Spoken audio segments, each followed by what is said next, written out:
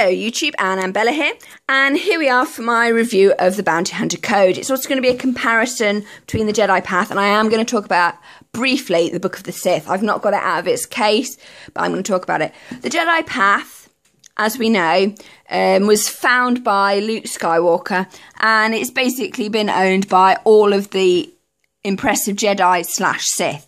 You've got Yoda, we've got Dooku, Anakin, Darth Sidious, Luke Skywalker, Obi-Wan Kenobi, Natasha Ashka, I'll probably get told off for pronouncing it wrong, Qui-Gon Jinn, Tame Carillion, probably get told off for pronouncing that wrong, apologies. And it's really interesting and really, really detailed, and you get these wonderful little scribbles from all the characters, and they add so much to the universe of Star Wars, this book does. And it was also £8, which was quite cool. You can get the Jedi Path big kit. I got the Sith Holocron, which is much better, because the Jedi Path is fairly uniform with its pages, which is interesting in itself. You get the Book of the Sith, and the Book of the Sith is actually more like the Bible, because it's made of individual books written by each author, and they're put together. And by using the word the Bible, I'm using it in its traditional meaning of library, which is a library of books by different authors, whereas this clearly has one author throughout, or different sections. So it's got all these different parts, and they all seem to be, you know, written by the same person, or, you know, it's all pretty uniform. I mean, there are bits that are different, written by different Jedi Masters, past ancient masters, but they all are on the same paper. You haven't got the differentiation between the two books at all. Oh dear. Looks like I'll be having to get a new one. Never mind. And things like that. So the pages are all uniform. They haven't got any difference. In the Book of the Sith, you've got different individual books, and you can tell because some are shorter, some are longer, some are got different colours. It's a much more vibrant book, and you really get a feel for the differences within the dark side. It's not the same. And then you come back and you read the Jedi Path, and you realise that each Jedi does have a different path and a different way of doing things, and that's something that I think Anakin really struggled with, because he was so obsessed with getting onto the council and doing it the right way that he didn't actually understand that there was different ways of being a Jedi. And I think even Yoda himself struggled with that, and I think Obi-Wan did, but Qui-Gon didn't. And Master Cypher-Dyas, also known as Count Dooku, I think he didn't. So this is the Bounty Hunter Code. It is a better book because it's waterproof. This one isn't. So if this gets dropped in the bath, it will disintegrate quite quickly, which is a shame because it's a lovely book. Bounty Hunter Code won't. It looks like it's got scales, and I love the fact that it's got a target on it. I know, stupid safety thing ripped. Very annoying. You can get both of these books with sets, like the Book of the Sith in a great big holocron. Jedi Path, you can get it in a case, and this, I believe, you can get it in a case. Bounty Hunter Code from the Files of Boba Fett. And it reads, discover the critical tools and techniques all bounty hunters need to master. Get the basics to making a living on the margins of galactic lore. Delve into the history, philosophy, and gear of the Death Watch and secret splinter group of the Maldorians. Legendary bounty hunter Boba Fett bound together 2 volumes of great personal significance. The latest edition of the Bounty Hunter's Guide Handbook and a recruitment booklet issued by the Death Watch. Together, these volumes make up the Bounty Hunter Code. Feta and the book's other previous owners record their thoughts, commentary in the margins. Feta's tactics, his secrets, they're all here. There you are. that's it. So if you just want to read that, or you can pause it. And then it's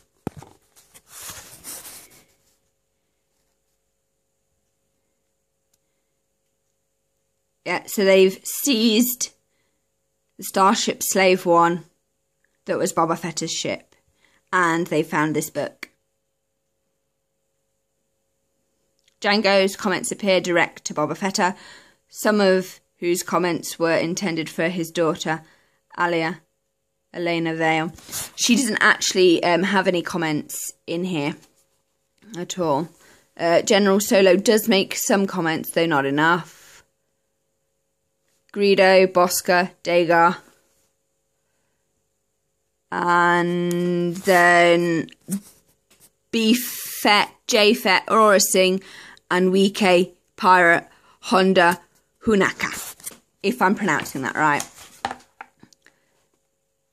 So we've got a lot from Boba, and you do get a slight difference. There's definitely 2 books there.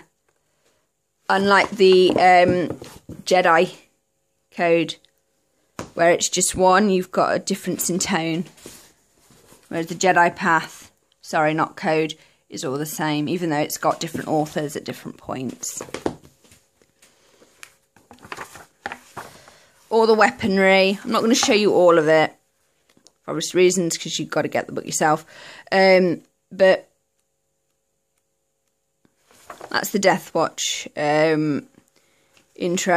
It's not as good as the Jedi Path or the Book of the Sith, but I suspect that once you get into it, you do realise how complex the bounty hunters are. There's about 12 guilds that you can join, and each one's got a different way of working, a different way of being, and a different form of influence. In fact, you know how I was saying about lesser force users? Quite a lot of the bounty hunters could be considered lesser force users, because in the Jedi Order themselves, they have, for Padawans who haven't made the grade as full Jedi to serve in the temple, go on to, I think it's the core. There are a lot of options for Padawans who don't make it. Here we are. The Reassignment Council. The Agricultural Corps for growing, so you can become a farmer and use your force abilities to make things grow. The Medical Corps and Educational Corps, which is kind of weird, really, because why would you have Education Corps? But and the Exploration Corps. But there are places for them. Not every member of the Jedi Service Corps failed to become a Padawan. Many knights, masters and Padawan choose to work with the Corps because of their special talents, enjoying the best of both worlds, you might say. The majority of those in the Jedi Service Corps receive their postings from the Reassignment Council after several unsuccessful attempts at initiate trials. A career in the Jedi Service Corps lets you uphold the principles of the Republic in important ways. Some Jedi campaign for postings within a certain branch of the Corps or order to follow particular passions. It is a long and noble tradition. I imprisoned the surviving Jedi Service Corps members on bias. Even the strongest were easy to turn to the dark side. That's quite sad.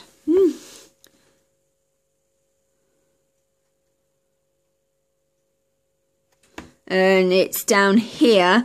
I suspect Luke, I have no reason to start a separate corps, but could blend the 2 philosophies. So I think all of Luke's Jedis will probably learn the corps, because I think it caused more problems. I was lucky to have saved Qui-Gon Jinn on Bandamere and get a second chance. Ah, so we could have used them on Tatooine.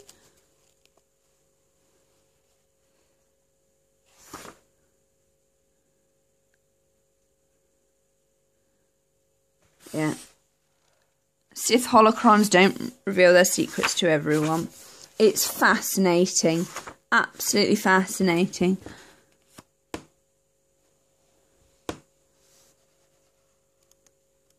Yeah.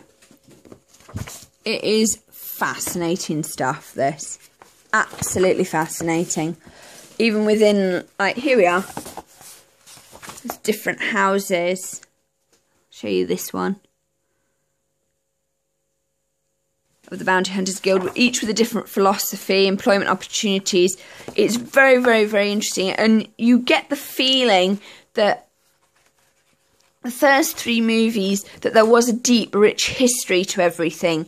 Unfortunately, all of that was lost in the prequels, because the prequels were very much, I think CGI, when done properly, should look grubby. I recently watched first season of Lex, L-E-X-X-X, which is a brilliant sci-fi show, but it has very minimal CGI, and how it works is very old school. It has actual 3D objects, so if it's going to be like a robot fly that comes out of somebody's nose that actually is like a bug bomb, it will be a little puppet, and sometimes puppetry actually works better than CGI because it can interact with the objects that are physically real, thus making the audience go, oh, this is real, because it's moving and it's interacting with that orange, or it's interacting and climbing over this, or its head's fallen off and I can really see it. The problem is with CGI is when looking at it, we know that it's computer generated, so we don't put as much we don't have the same feelings with it, because it's like, oh, it's just another computer-generated character, I don't care. Which is really bizarre, because when you say, if you were to apply that logic to Woody and Buzz, there would be an outcry. But if it's a random sort of bug character that's CGI, people don't care as much, I think, unless the CGI is as good as Avatar. But I dislike that movie for other reasons, but brilliant visuals, because that's CGI beautiful. Prequels, Star Wars prequels, are not CGI beautiful. They are CGI, ooh, nice background. Whereas in the past, they would have used a robot to be the soft, cuddly monster, but inside it would all be animatronic. They've gone the CGI route, which I guess could be considered cheaper, but also more complicated, which means the actors have to work harder. And as an audience member, you can tell green screen these days quite well. And I think people have got very sophisticated to that. Lex, by the way, is very gory and is probably not appropriate for children under 12. Just to put that out there. But it is a great series. Great series. But its effects are brilliant because they are real. They happen within that environment. Sorry that this is sort of turned into a general rant on the pluses and benefits of CGI. The Bounty Hunter Code is not as good as the Jedi Path and the Book of the Sith. It does expand the universe more so, and you do realise how complicated being a bounty hunter is, and it's almost as if within this world there are lots of different guilds that you can belong to, and it really is up to your choice. And I would like to see a regular Star Wars, the regular people's code or path, because all of these seem to be somewhat extraordinary paths. There doesn't seem to be very many people like Farmer Lars, like Uncle Owen, in the world, but you can very clearly see like the green scales there, so it's an interesting book. It's got like that symbol there. It's much better than this one, because I think that with these they kind of churned them out too quickly. The design, because this, if it got wet, it would get completely ruined. So this is the end of this review. I'm going to be doing a long Doctor Who book review next. So enjoy. Bye.